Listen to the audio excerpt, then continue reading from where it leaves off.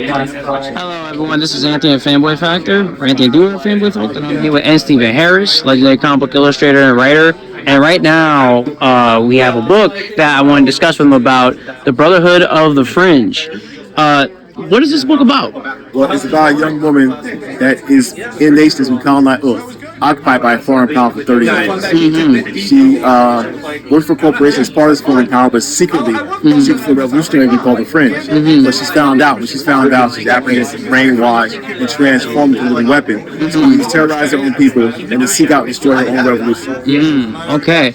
So, given that you're covering these themes, what were some records that you were listening to when you were working on this first volume, technically speaking? I won't say records, but like maybe the music I listen to, like a lot of house music. Nothing really remains the topic. I mean, I could have listened to like 70s funk music or revolution at the time, like the Last Poets. Maybe I'll do that next time. Just the last Poets or something like that, maybe. But mostly I've been listening. I will listen to political podcasts, but I got to incorporate more music because the political podcast can be pretty cynical and depressing sometimes, and just a lot. Right. I got to incorporate more music into my diet. Gotcha. So you're working on the second book, from what I heard in passing and stuff like that. Not that I was eavesdropping, but for the second book, what were some themes and stuff that you were exploring from the first book that has found its way here?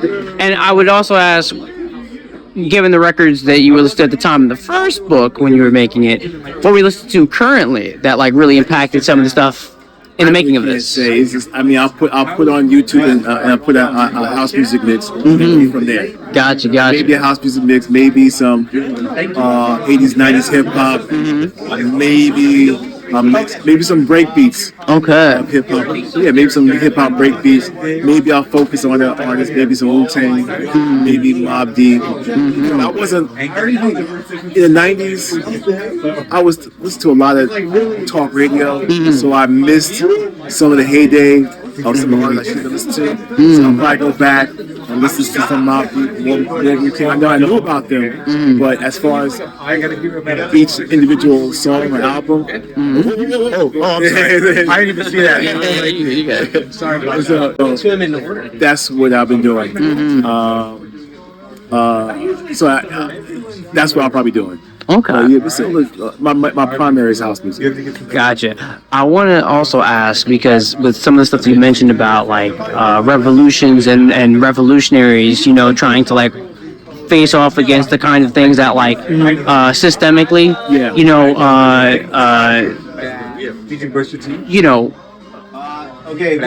pretty much co-opted a lot of movements or destroyed a lot of communities or cultures and stuff like that. With some of the things you explored in the first book, how much of that is expanded in the second book in terms of like, is there any sense of hope that like, compared to maybe 30 years ago, that revolutions can still have power?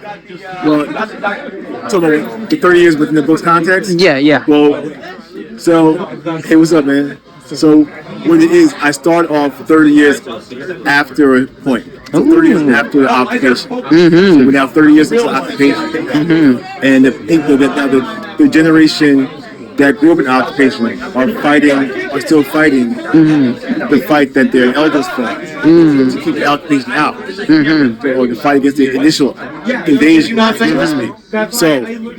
So what I'm doing right now is how the occupation started. Right.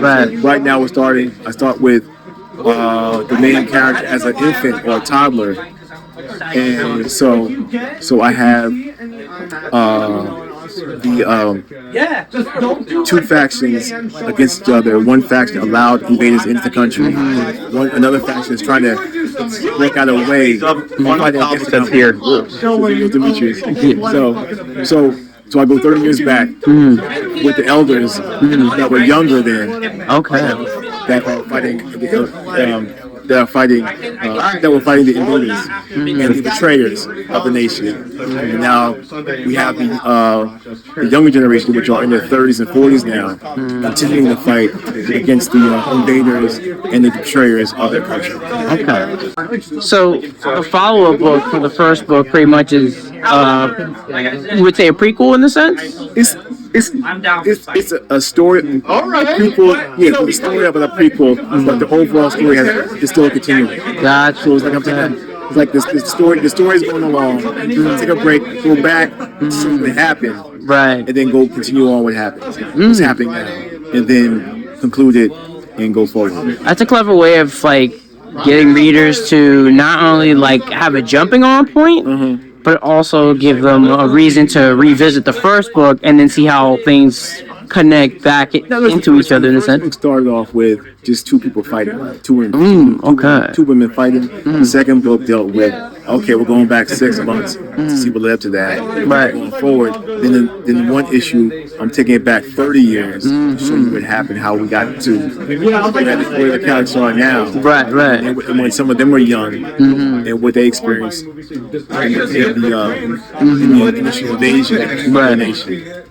Now they're trying to fight against the occupation, get the invaders out. Gotcha. Have the betrayers of their country pay for what happened. And deal with the person that deal with. I mentioned the main character who's been brainwashed. So you got to deal with her, and she has been in her brainwashing and being made to a weapon. She's been given abilities on top of the abilities she has. She already has information on the revolution. So she has intel on the revolution, so she knows where to hit them. So now that has been interrupted because they got to deal with her now. Right. So they got to take a break from their fight and deal with her.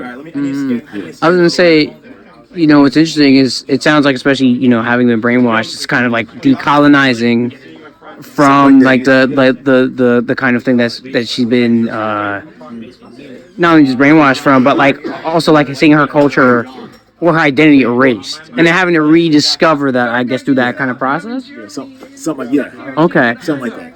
So it's her identity. She was brainwashed. So she's brainwashed, so she thinks her friends are enemies, and it kind of merges with her past trauma too. That I'm not gonna tell about yet. Right. Her past trauma fuels some things that fuels her brainwash. Okay. So I guess the last question I want to ask is, this book has been 20 something years in the making in terms of follow-up. Okay, gotcha.